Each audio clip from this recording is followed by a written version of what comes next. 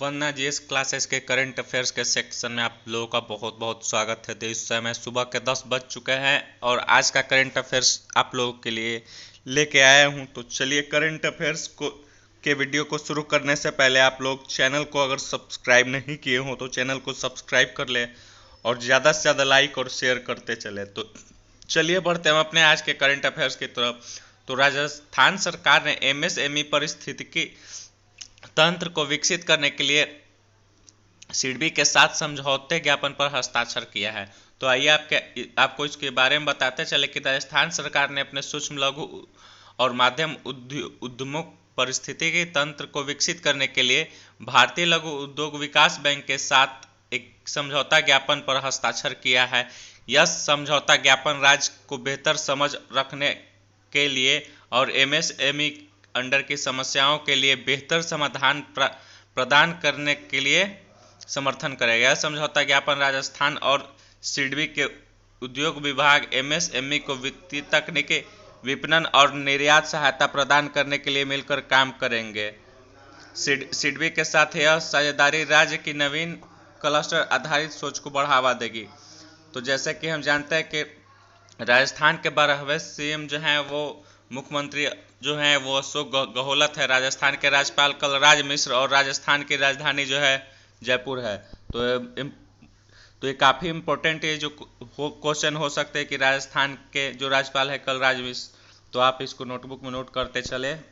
और चलिए बढ़ते हैं अपने अगले करंट अफेयर्स की। तो जो हमारा अगला करंट अफेयर्स, केंद्रीय मंत्रिमंडल ने हरियाणा ऑर्बिटल रेल कॉरिडोर परियोजना को दी मंजूरी। तो आइए आपको इसके बारे में बताते हैं कि प्रधानमंत्री श्री नरेंद्र मोदी की अध्यक्षता में आर्थिक मामलों की मंत्रिमंडलीय समिति पलवल से सोनीपत सोहना मानेसर खारखौदा होते हुए हरियाणा ऑर्बिटल रेल कॉरिडोर परियोजना को अपनी मंजूरी दे दी है। तो यह परियोजना हरियाणा रेल अवसंरचना विकास निगम लिमिटेड HRIDC द्वारा कार्यान्वित की जाएगी। परियोजना की अनुमति पूर्ण लागत जो है 5,617 करोड़ रुपया रेलवे लाइन पलवल से शुरू होकर मौजूद हरसाना कला स्टेशन दिल्ली अंबाला खंड पर समाप्त होगी। तो ये जो है परियोजना मौजूद पटली स्टेशन यानी दिल्ली रेवाड़ी लाइन पर, सुल्तानपुर स्टेशन जो गढ़ी हसरू फारूक नगर लाइन पर है और असौधा स्टेशन जो दिल्ली रोहतक लाइन पर है, इसकी कनेक्टिविटी प्रदान करेगी। यह परियोजना राज्य के अनछुए क्षेत्रों को जोड़ेगी। इसके लिए हरियाणा राज्य में आर्थिक और सामाजिक गतिविधियों को बढ़ावा देगी। तो वर्तमान में हरियाणा के मुख्यमंत्री जो है वो है मनोहर लाल खट्टर और राज्यपाल है सत्यदेव नारायण आर्य। तो most of the important question में से एक ये है। तो चलिए बढ़ते हैं अपने अगले करंट अफेयर्स की तरफ। तो अगला जो करंट अफेयर्स है हमारा वह जाने माने सामाजिक कार्यकर्ता स्वामी अग्निवेश का निधन। तो स्वामी अग्निवेश का जो निधन हुआ है वो हाल ही में हुआ है। तो आइए आपको उसके बारे में बता दें कि सामाजिक कार्यकर्ता और आर्य समाज के नेता स्वामी अग्निवेश जो व्यापक रूप से दास्ता और बंधुआ मजदूरी के खिलाफ अपने काम के लिए जाने जाते हैं, उनका निधन हो गया है। स्वामी अग्निवेश 1977 में हरियाणा विधानसभा के सदस्य के रूप में चुने गए थे और 1979 में शिक्षा के लिए कैबिनेट मंत्री के रूप में कार्य किया। अग्निवेश आर्य समाज के विश्व परिषद के अध्यक्ष 2004 से 2014 के बीच रहे और जो आर्य का सर्वोच्च निकाय है समाज। तो चलिए बढ़ते हैं अपने अगले करंट अफेयर्स की तरफ। तो हमारा जो अगला करंट अफेयर्स है वो पेटीएम के ब्रांड एम्बेसडर के रूप में पेटीएम फर्स्ट गेम्स राशि शुरू की गई है। तो आइए आपको इसके बारे में, जो डिजिटल वित्तीय सेवा प्लेटफॉर्म पेटीएम की सहायक कंपनी है, उसने क्रिकेट के दिग्गज सचिन तेंदुलकर को अपना ब्रांड एम्बेसडर बनाया। तो तेंदुलकर गेमिंग प्लेटफॉर्म PFG और इसके सभी काल्पनिक खेलों जैसे क्रिकेट, कबड्डी, फुटबॉल और बास्केटबॉल को बढ़ावा देंगे। पेटीएम 2022 तक IPL के लिए आधिकारिक अंपायर साथी है और भारतीय क्रिकेट के लिए श्रेष्ठ प्रायोजक रहा है। तो पेटीएम फर्स्ट गेम्स के बारे में आपको और बताते चले कि यह 197 कम्युनिकेशन लिमिटेड और एजी टेक होल्डिंग्स के बीच एक संयुक्त उद्यम है। यह 50 से अधिक खेलों की पेशकश करता है, जहां सबसे लोकप्रिय काल्पनिक खेल है। यह वर्तमान में 80 मिलियन से अधिक उपयोगकर्ताओं के साथ संलग्न है, जहां उनमें से अधिकांश छोटे शहरों और कस्बों से है। पेटीएम के जो अध्यक्ष है वह अमित नैयर और पेटीएम के जो संस्थापक है विजय शेखर शर्मा। और पेटीएम जो स्थापित हुई थी वो सन 2010 में स्थापित हुई थी और पेटीएम का जो मुख्यालय है नोएडा में है, जो उत्तर प्रदेश में आती है। तो ये काफ़ी इम्पोर्टेंट हो सकता है आपके लिए। तो बढ़ते हम अपने अगले करंट अफेयर्स की तरफ। तो हमारा अगला करंट अफेयर्स है, महाराष्ट्र के पूर्व क्रिकेटर सदाशिव पाटिल का निधन हो गया। तो महाराष्ट्र के जो पूर्व क्रिकेटर सदाशिव पाटिल है, उन्होंने बस एकमात्र टेस्ट में भारत का प्रतिनिधित्व किया था और 1952 और 1964 के बीच 36 प्रथम श्रेणी यानी फर्स्ट क्लास के क्रिकेट मैच को खेले थे। उन्होंने 1952-53 के सत्र के दौरान महाराष्ट्र के लिए प्रथम श्रेणी में पदार्पण किया था और 1955 में ब्रेबोर्न स्टेडियम में न्यूजीलैंड के खिलाफ उनका एकमात्र डेब्यू टेस्ट खेला था। तो आइए आपको इसके बारे में बताते चल कि SBI state bank of India के जनरल इंश्योरेंस यस बैंक के साथ कॉरपोरेट एजेंसी को समझौता किया है। तो आइए आपको इसके बारे में आगे बताते चले कि यह एसबीआई जनरल इंश्योरेंस और यस बैंक ने कॉरपोरेट एजेंसी के समझौते पर हस्ताक्षर किया है।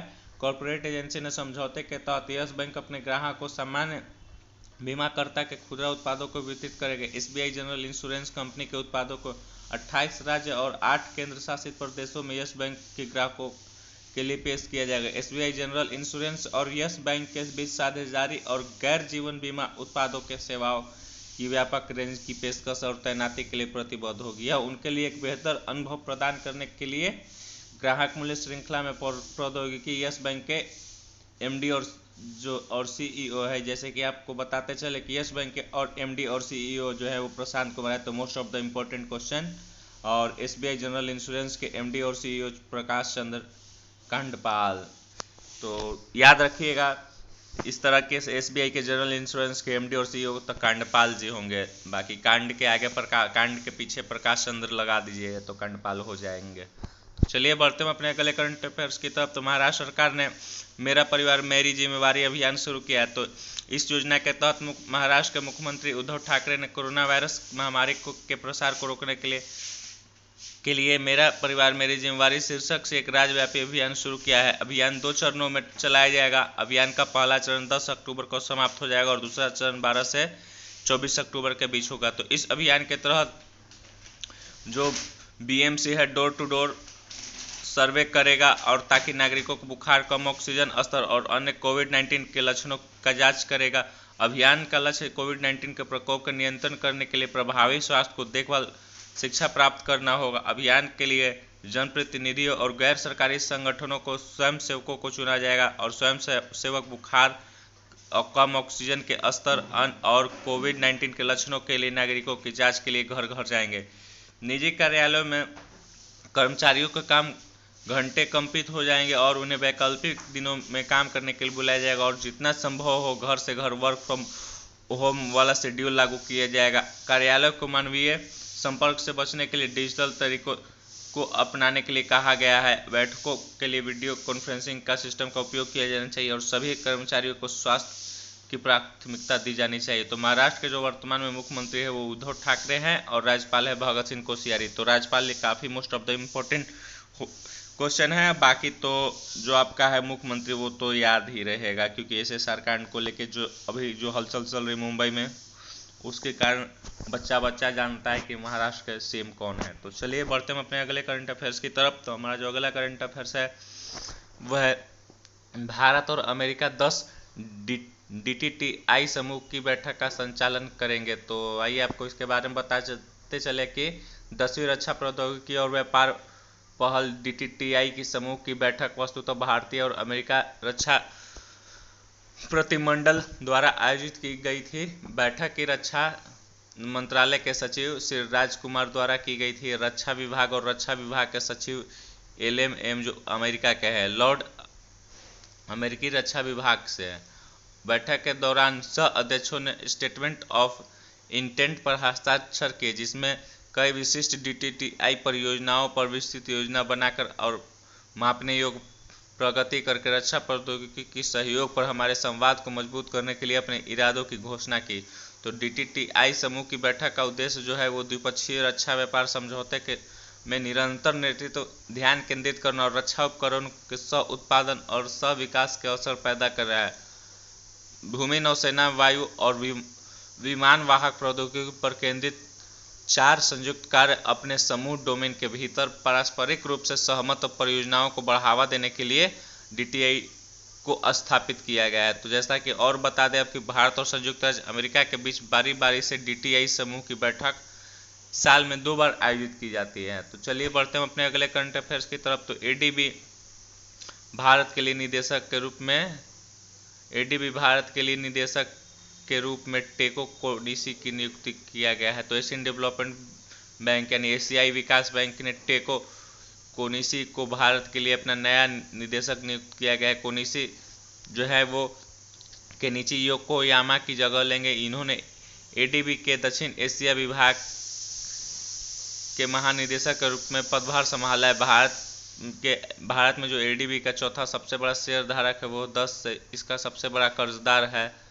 तो नई दिल्ली में देश के कार्यालय प्रमुख के रूप में कोनिशी भारत सरकार और अन्य विकास सहयोगी के साथ एडीबी संचालन और नीति संवाद का नेतृत्व करेंगे। वह एशियन डेवलपमेंट बैंक यानी एशियाई विकास बैंक की इंडिया कंट्री पार्टनरशिप स्ट्रेटजी 2018 से 2022 के कार्यान्वयन की देख रेख करेंगे, जो अधिक नौकरियां पैदा करे, समावेशी अवसंरचना नेटवर्क और सेवाएं प्रदान करने और पर्यावरण जलवायु परिवर्तन संबंधी चिंताओं को दूर करने के लिए टेक्निकल प्रतिस्पर्धा के निर्माण पर केंद्रित है। टेको कोनिशी के बारे में आपको बताते चले कि 22 वर्षों के पेशेवर अनुभव प्राप्त है, जिसमें वरिष्ठ भूमिकाओं में एडीबी के साथ लगभग 2 दशक से शामिल है।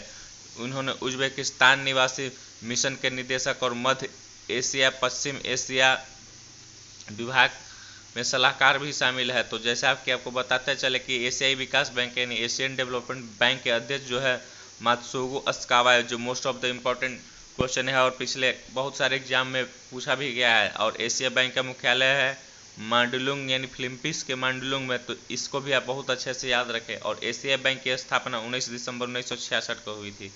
तो चलिए बढ़ते हैं अपने अगले करंट अफेयर्स की तरफ। तो अमेजन ने अमिताभ बच्चन को अपना एलेक्सा वॉइस असिस्टेंट के लिए साइन किया है। तो Amazon.com ने इंक ने अपने एलेक्सा वॉइस असिस्टेंट के लिए बॉलीवुड के अभिनेता अमिताभ बच्चन को साइन किया है। अमिताभ बच्चन एलेक्सा को अपनी आवाज़ देने वाले पहले भारतीय सेलिब्रिटी है। एलेक्सा के उपयोगकर्ता अमिताभ बच्चन की आवाज़ के अनुभव को खरीदकर एलेक्सा पर अमिताभ बच्चन की आवाज़ का उपयोग कर सकेंगे। तो अमेजन ने पहली बार एक सेलिब्रिटी का आवाज़ का इस्तेमाल किया, जबकि हॉलीवुड अभिनेता सैमुअल एल जैक्सन ने एलेक्सा पर पहली फिल्म बनाई थी। इसके बाद पेशेवर आवाज़ वाले अभिनेता को जोड़ा गया, जो शेक्सपियर, मार्क ट्वेन और नीति वचन और दंत कथाओं का पाठ करते। पिछले साल प्रतिद्वंदी गूगल की सहायक ने अमेरिकी गायक जॉन लीजेंड की आवाज़ को जोड़ा था। तो जैसा कि बताते चले कि आपको अमेजन के सीईओ कौन है, तो जेफ बेजोस हैं। और अगला जो प्रश्न है वो इसी से है। तो अमेजन के संस्थापक भी ये भी है, जेफ बेजोस हैं। तो अगला जो है वो हमारा इसका इम्पोर्टेंट पॉइंट जो है, अमेजन की स्थापना जो हुई थी 5 जुलाई 1994 को हुई थी और इसका मुख्यालय जो है वो सिएटल वाशिंगटन यानी संयुक्त राज्य अमेरिका में है। तो काफ़ी इंपॉर्टेंट हो सकती है। तो चलिए बढ़ते हैं हम अपने अगले करंट अफेयर्स की तरफ।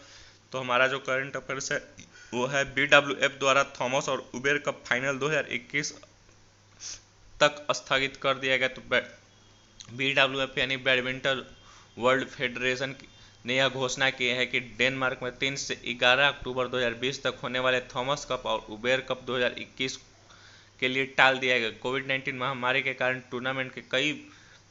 टूर्नामेंट में भाग लेने वाले कई देशों की वापसी के बाद यह निर्णय किया गया कि विश्व पुरुष और महिला टीम चैंपियनशिप के पूर्व निर्धारण की वैकल्पिक तारीखों का निर्णय का बैडमिंटन वर्ल्ड फेडरेशन द्वारा किया जाना भी बाकी है। तो बैडमिंटन वर्ल्ड फेडरेशन की स्थापना जो हुई थी वो 5 जुलाई 1934 को हुई थी और बैडमिंटन वर्ल्ड फेडरेशन के अध्यक्ष पहले एरिक होयर लार्सन है और बैडमिंटन वर्ल्ड फेडरेशन का जो मुख्यालय है कुआलालंपुर मलेशिया में। तो काफ़ी इंपॉर्टेंट है।